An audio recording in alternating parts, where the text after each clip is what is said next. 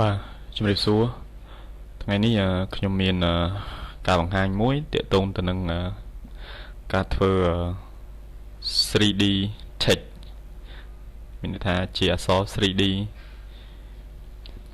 អូខេអញ្ចឹងដំបូងយើងបើកfile PSD នឹងមក 3D wall ហើយបន្ទាប់មកនៅចំណុចlayer នេះយើង right click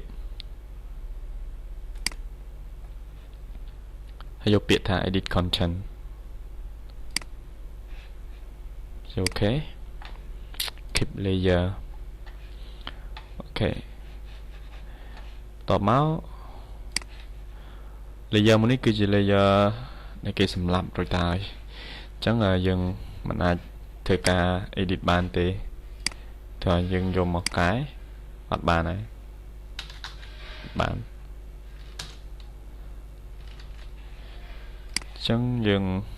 បង្កើត layer ថ្មីមួយទៀតហើយយើងបិទភ្នែក layer ពីមុនចោលហើយយើងចាប់ផ្ដើមសរសេរអក្សរថ្មី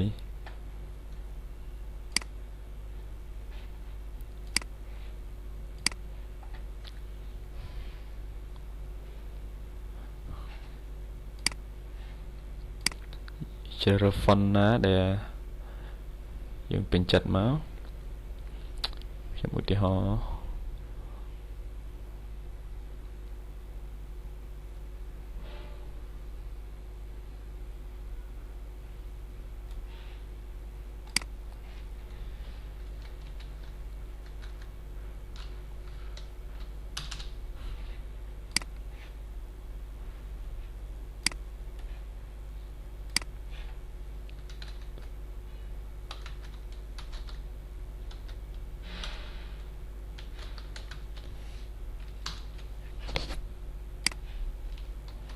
ព្រិចវាធំ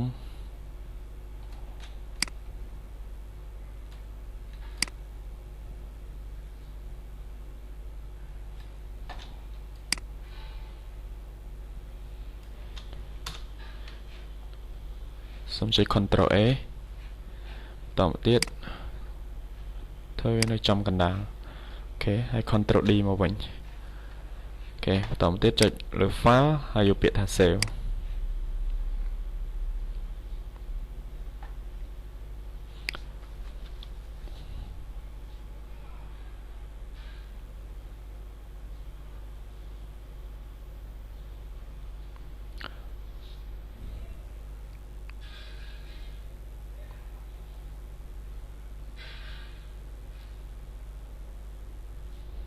អូខេសូមបិទចុះ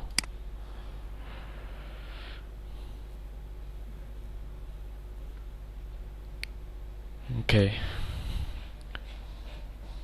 នេះគឺជាពុម្ពអក្សរថ្មីដែលយើងដូរពីភាសាអង់គ្លេសមកជាភាសាខ្មែររបស់យើងលោកអ្នកអាចធ្វើការដូរទៅជា font ផ្សេងៗបានតាមចិត្តអូខេអញ្ចឹងខ្ញុំសូមចប់ការបង្ហាញនេះនិងសូមអរគុណច្រើនចំពោះការទស្សនានៅវីដេអូមួយនេះផងដែរបាទសូមអរគុណបាទ